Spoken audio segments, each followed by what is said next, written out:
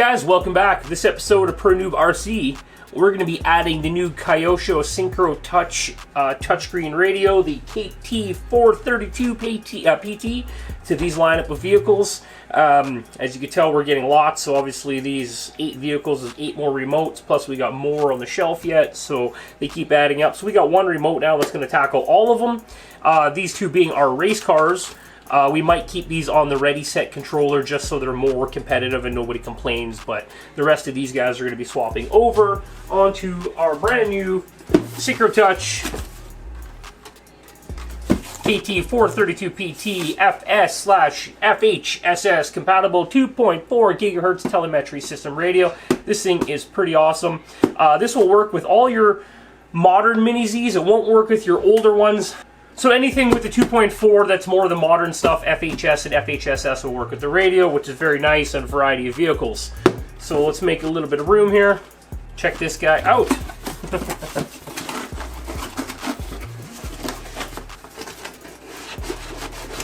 So as you can tell by the name, it is a touchscreen radio. And a nice little picture in the box, of course. So inside you get your compliance information statement for Europe. We're in Canada, we don't need that. And you get your very detailed, very decent manual. Some of the wording and stuff in here didn't really translate over too well, so we'll show you guys how to bind that up. Comes wrapped up in this nice cardboard. Pop that open. Comes in a bag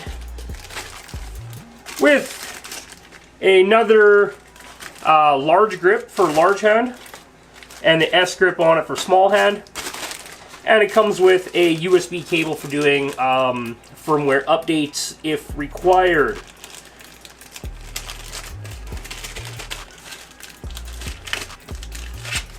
Yeah, so there's a nice grip there, the grip on it.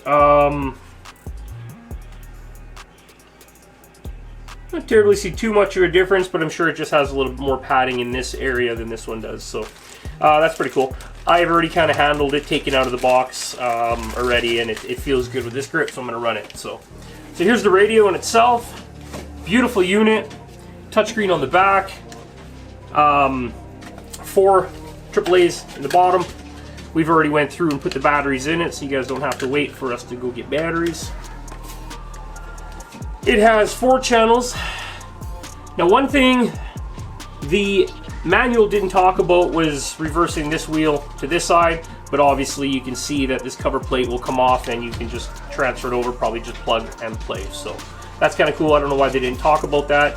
It's got trim adjustment knobs right here that roll right through, so you can hit them from both sides, which is nice. And then you've got a switch on the bottom, and then you get your trim 1, 2, 3 here. You also have a switch here, and the same switch here. This is switch 1 and switch 1. They're both the same one, just that's whatever side you're going to have, be running the radio on. So you can get in there and hit with the finger, or you can press with your finger knuckle. Pretty cool. The wheel is a bronze look. All the plastic buttons are a bronze, and the power button's bronze with a blue kind of a halo ring around it. It does do a car startup sound when it starts up. It does have audio. It's pretty cool. I haven't got far enough into it to find out if it will play audio when you're selecting channels. Okay, so here's the radio, a little bit better shot close up here. It's got the bronze wheel on it. All the buttons are in a bronze plastic color. It's pretty cool looking. Power button is in bronze on top too, with a blue ring around it. And when you press the button to start it, it makes a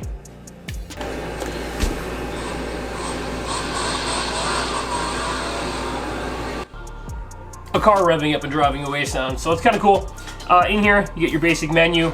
Your top is your transmitter voltage, which is your radio. Your transmitter voltage. You can actually go through and click and add extra sensors, battery, temperature, and stuff like that, which is pretty cool. So on the bottom screen here, it shows you on the top what model you're on, and then kind of your settings, your drive rate, your LED, your throttle, your steering, all that. That actually gives you live input. For the control on it. Pretty cool. Okay, so to set up a new menu, you hit the little tiny button in the bottom corner here that says apps or whatever it is, and then it's got 2 pages in here. Covers quite a bit of stuff in there. It's got some pretty cool stuff. Steering speed, throttle curve, throttle X potential, throttle neutral zone, steering expo, got reverse endpoint sub trim, ABS for which is kind of cool. You have a throttle speed for using for nitro. You've got throttle middle position. Oh, okay, cool. And then it's got like shows you a full servo readout, and shows you with this little scroller wheel you can move everything on the bottom here to adjust that. Come on, scroller. So you can see that. Boop, boop, boop, boop. And then if you scroll around like I was just doing there and throw some adjustment in it, you can just hit this reset default button, and it's like, you want to do that? I say, yeah, we do that.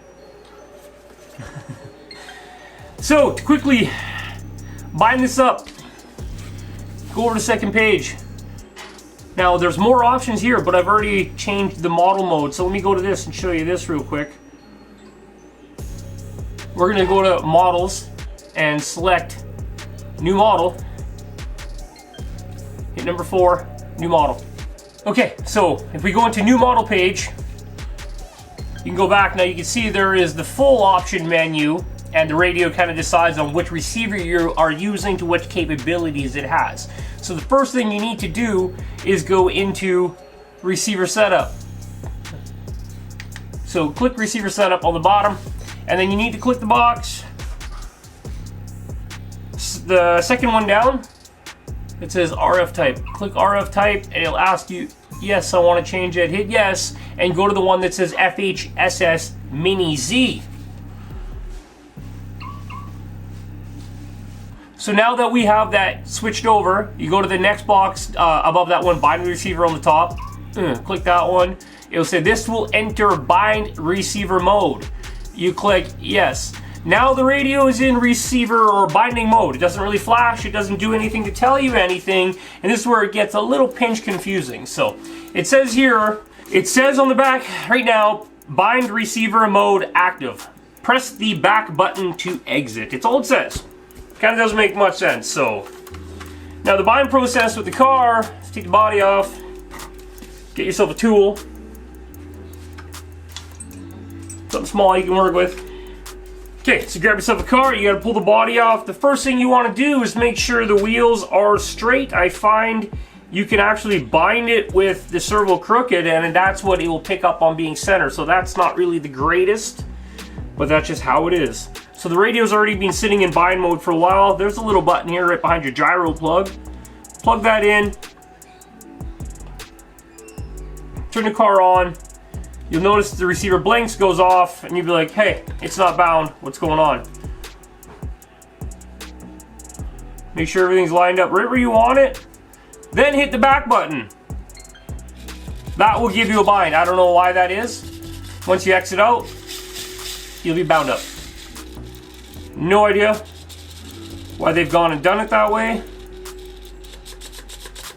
but that's how they've done it. So now you got to go through here.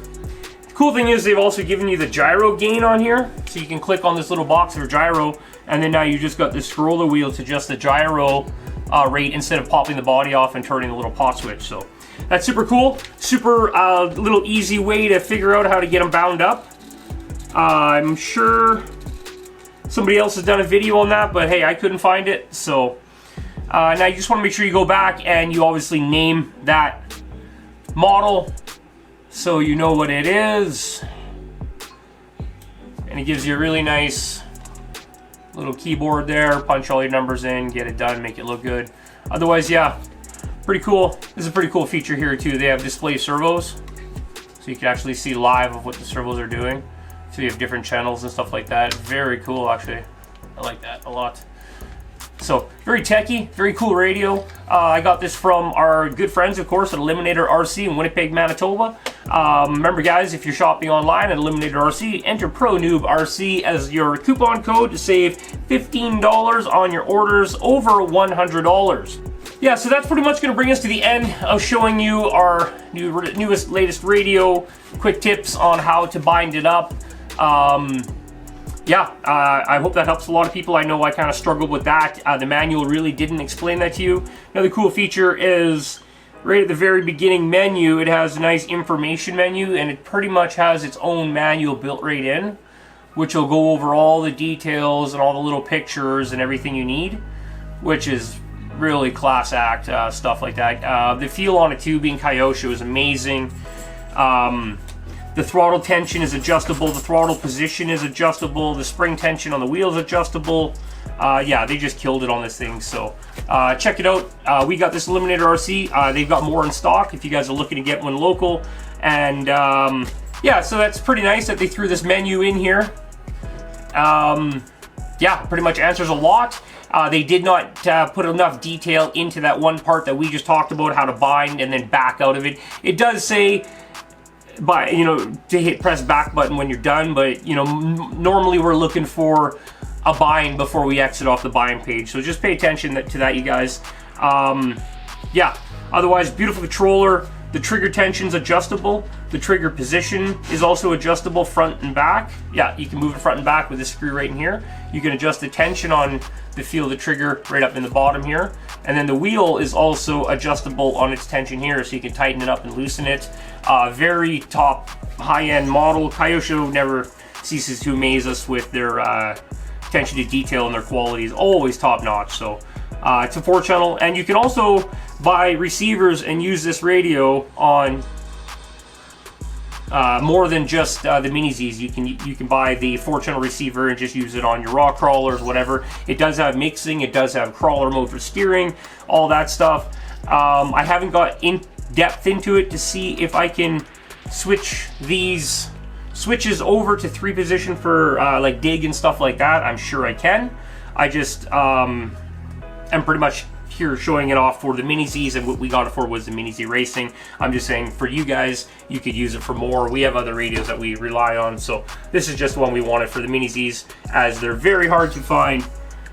You can't just swap out a receiver to Mini Z, as we talked about in other videos. They're not a component vehicle, but it is nice that KYOSHO does make things like this to get them to that next level and get away from the crappy RTR radios. There's nothing wrong with the Mini Z radio. The wheels are always a little bit loose, and just the feel, you know, it's just not really there. This is fully adjustable.